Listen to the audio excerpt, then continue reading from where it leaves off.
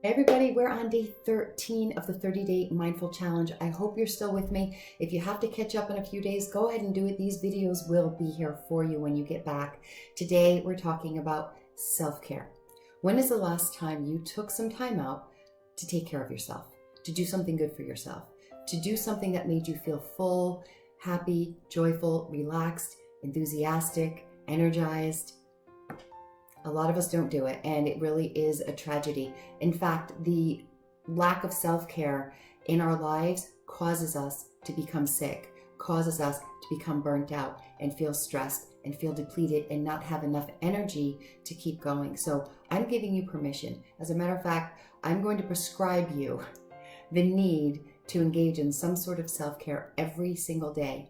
Because like I said, that lack of self-care is not benign. It has negative consequences because when we're stressed, cortisol runs through our system and wreaks havoc. It constricts our blood vessels and can contribute to a lot of different negative outcomes. So I want you to take the time for yourself, engage in self-care. It is not selfish. It is not bad. It is actually critical for your own well-being.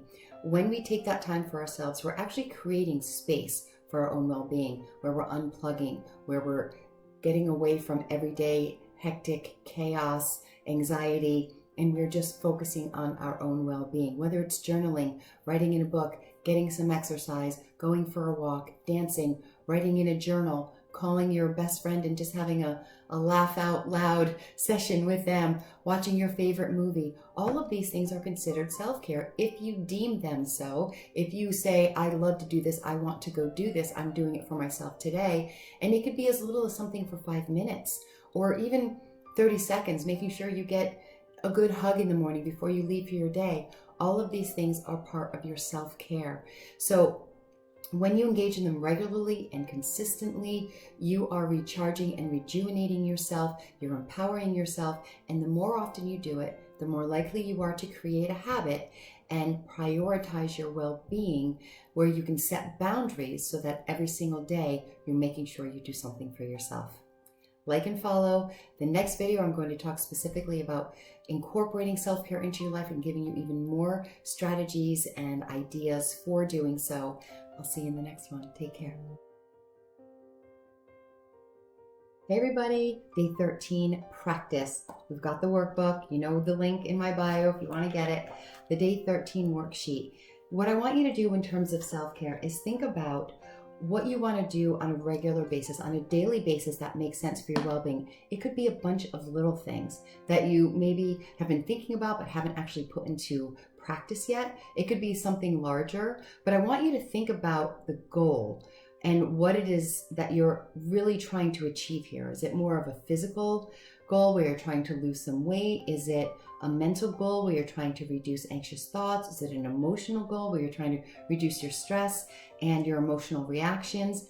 Every single thing that we put on this sheet will help you to kind of focus in a way that prioritizes your well-being based on the goal that you want to achieve. So if you get angry, maybe sitting and meditating might be a little bit challenging.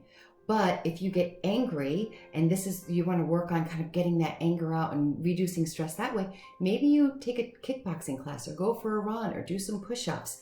Try to match the symptom of your stress with the activity that you're going to engage in. If you feel sad and emotional, maybe you write in a journal or make sure that you call a trusted friend on a regular basis, or take a shower and let yourself cry for 15 minutes and then, dry yourself off and move on with your day. Those are strategies that can help you to relieve the tension and stress that's inside of you and feel rejuvenated and recentered to continue on to do all that you need to do. But again, try to match the symptom up with the actual strategy. Think about your nutrition goals. Think about your exercise goals. On this here, you can print this out and use it every single day. You can do it every single day, but you can write down your top self-care goals here. And you can even write down, this is what I want to do today. This is what I like to do nutritionally. These are my exercise goals. And this is the time I want to do it. And come up with some activities specifically that you can actually engage in. And then try to keep track of, I know this sounds so simple, sleep, water, and food. They are our energy and our fuel. If your car doesn't have enough oil or enough gas or enough air in the tires, you're not going anywhere. So we are the same way. We need enough water, we need enough food, and we need enough sleep in order to re-energize ourselves. And if we don't get that, we're going to be depleted and we're not going to be at our best. So I think sleep hygiene, food hygiene, water hygiene are the three main things that you should think about in terms of your well-being first. And then think about extra things that you can add onto that as you move along. Maybe you think about a daily mantra for motivating yourself. I'm living my best life. I love myself. I deserve to be happy. I can create amazing positive energy in my life if I take care of myself. Think about what's going to energize you and write that down somewhere. And then it's always good to have an accountability partner when we talk about self-care. Someone that reminds us that we need to take care of ourselves, and also someone that we can do it with. It's always better to have someone there that you can go for a walk with, or even if you're just on the phone with them.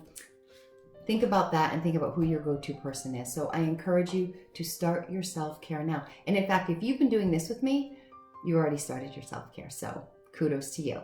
But continue on, keep going, like and follow for more. And tomorrow, day 14, what do we have on day 14?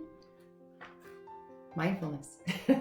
This is just mindfulness in general. How do you incorporate mindfulness into the nooks and crannies of your day? I've got you covered. I'll see you next time.